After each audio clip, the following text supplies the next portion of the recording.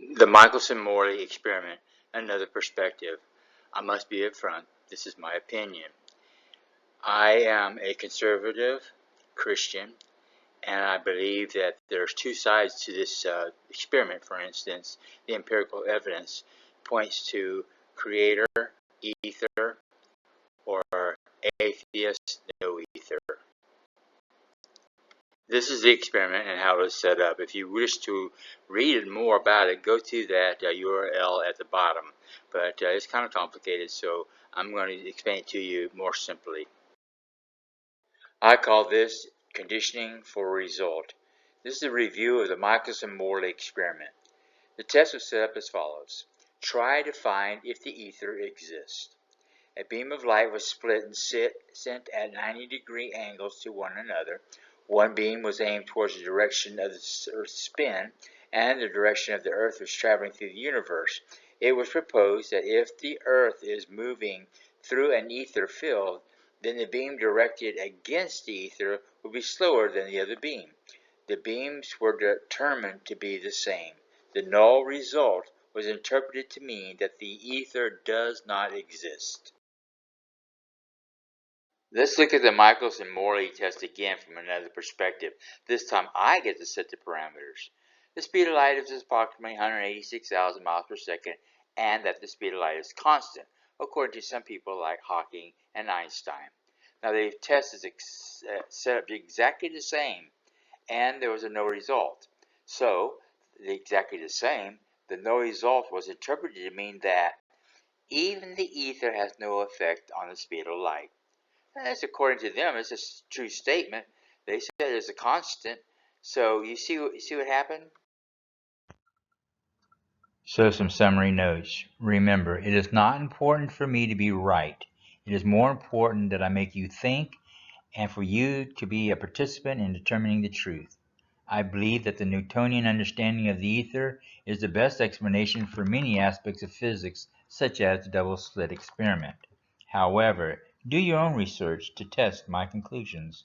Aristotle, Plato, Descartes, Ptolemy, Kepler, Maxwell, Faraday, Newton, Tesla, Einstein, etc., and others had some understanding of the ether.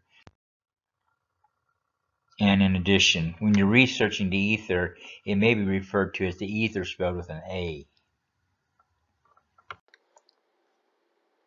So I started by saying that people that believe in the ether believe also in some form of a creator, whereas the people that don't believe in the ether have a tendency to be atheist.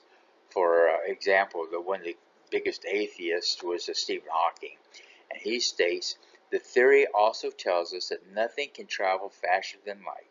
The special theory of relativity was very successful in explaining that the speed of light appears the same to all observers, as shown in the Michelson Morley experiment, and in describing what happens when things move at the speed or close to the speed of light. But now let's look at what Einstein said in 1920 at Leiden speech. He says that there exists an ether, and then he goes on to say space without ether is unthinkable. So that was incredible, and that made a lot of people think, but they couldn't stand it. This guy in this article, let's continue on and see what he has to say. So instead of just accepting the fact that Einstein originally as a youth said there was no ether, but peer review, he couldn't get anywhere, so he said there was not an ether, and he became a rock star. Well, then he could say whatever he wanted to say, so he came back to say there is an ether. Well, this guy can't accept that. So at the end of his article, that's what most people that you read the first 2 or 3 lines, and then go down to the bottom, read the last paragraph, and then you find out what they're really after. So therefore, Einstein's use of ether found little support in the scientific community and played no role in the continuing development of modern physics. So they pick and choose what they wanted to know about Einstein, whatever fits their particular bias. But the other things, they'll try to tear it down. So even though Einstein said there had to be an ether, this guy says, well, that's not really what he said. Whatever. The damage has already been done. Einstein said there wasn't an ether, and that's all they remember. The only thing they teach is that. They won't teach you that Einstein at the end of his career said there had to be an ether. They show so much bias. It's incredible. But that's academia for you. These are the references for this article. Who in the world is the first guy? Yeah, look him up. Yeah, that's pretty funny. And then, of course, Steve Hawking, who's an atheist in this other group, and Wikipedia, whatever. So compare that to, I don't see any references to my list of brilliant men of science. I'll stay with my group, thank you.